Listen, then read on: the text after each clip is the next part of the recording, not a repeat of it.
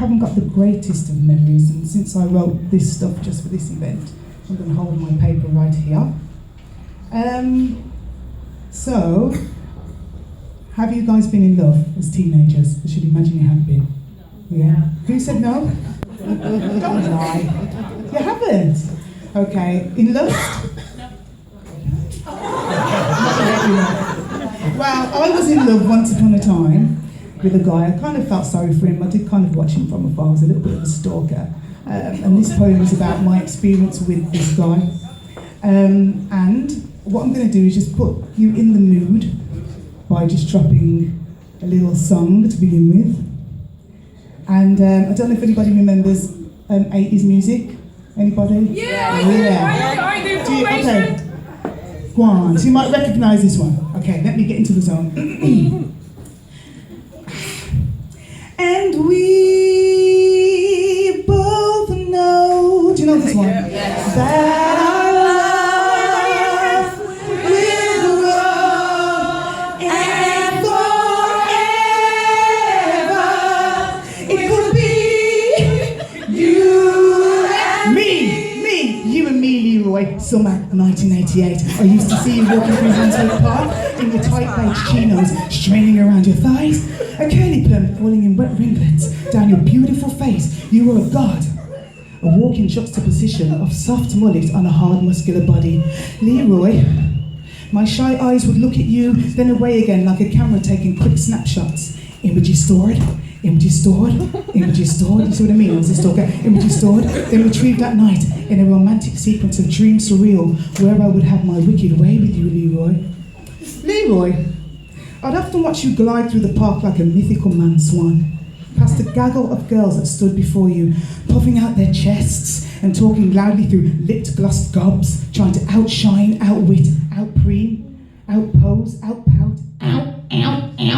Oh, hang on. Did he just look at me though? You know he was looking at me, yeah. Excuse me, just move yourself, Chantal, because you know he wouldn't check for a girl like you anyway. But I always hoped he'd check for a girl like me. Leroy, on my mind, every day, all day, our fantasy love story would play out again and again through the flickers of my imagination.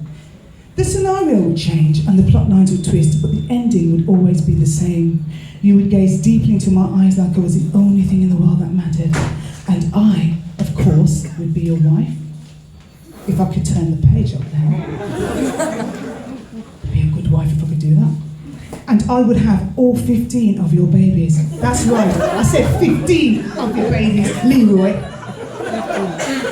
I always hoped that one day you would notice me standing with that gaggle of girls, a quiet and demure wallflower behind that garish display of pansies, poppies, and rhododendrons. Rhododendrons. One day you think, yeah, I like that one, she's got a bit of substance and a bit of depth, yeah.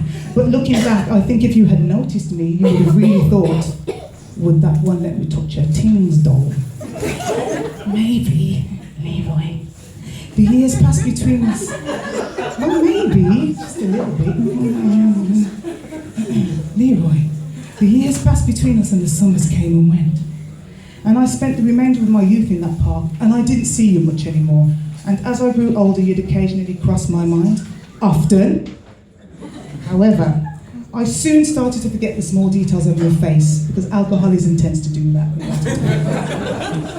And the burning flame of desire that was once in my adolescent heart became small, growing coals of fossilized memories. Leroy, oh God, Leroy. Oh my God, it's Leroy, it's really Leroy. Leroy, I haven't seen you for ages, for years. Leroy, how have you been? Oh, excuse me.